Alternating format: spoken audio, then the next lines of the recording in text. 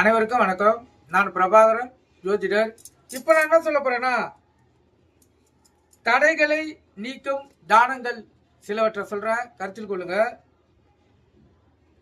இப்போ ஒரு ஜாதகர் சனீஸ்வரனால் பாதிக்கப்பட்டவராக இருந்தால் எப்போதும் தீராத வியாதியுடையவராக இருப்பார்.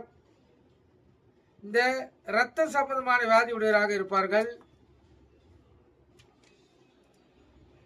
அதே போல குஷ்ட ரோகிகளுக்கும்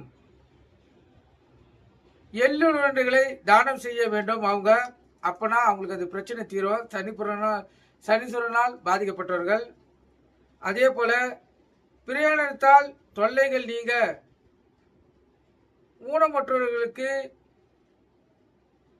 இரும்பு தானம் செய்ய வேண்டும். இரும்பு தானம்னா அவங்களுக்கு சைக்கிள், அதான் 3 சக்கர சைக்கிள், ஊன்றுகோல், இப்போ காலுக்கு போடுற அந்த ஊனமுற்ற இது, அதான் கால் இது கருத்தில் கொள்ளுங்க. அதெல்லாம் செய்து கொடுத்தாலும் அவங்களுக்கு பாதிப்பு குறையும். அதே போல் குடும்பத்தில் சண்டை சச்சரவுகள் நீங்க நல்லெண்ணெய், எள்ளு ஆகியவற்றை கருப்பு நிற பிராமணர்களுக்கு தானமாக செய்ய வேண்டும்.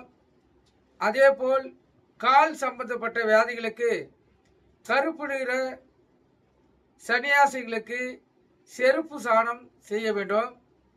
கடன் தொல்லைகள் நீங்க கருப்பு நிற ஏழைகளுக்கு எருது தானம் செய்ய வேண்டும்.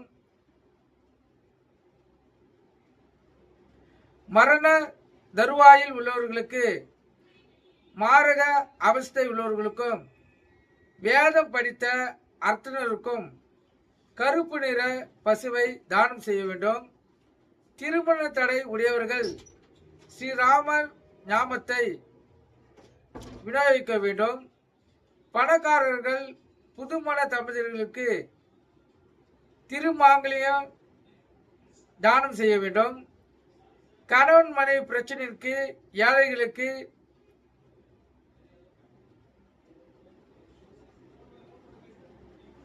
பஞ்சை தானமாக செய்ய வேண்டும்.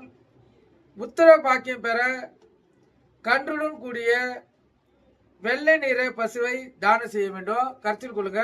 இதெல்லாம் சனீஸ்வர பகவானால் பாதிப்படைஞ்சவங்க எந்தெந்த விதத்தில் பாதிப்படைஞ்சிருக்காங்களோ அந்தந்த விதத்தில் அவங்க இந்த தானத்தை செய்தால் அந்த பாதிப்புகள் விலங்குன்னு முன்னோர்கள் குறிப்பு எழுதி வச்சிருக்காங்க. நீங்க கருத்தில் கொண்டு பயன்பெறுங்க. நன்றி, வணக்கம்.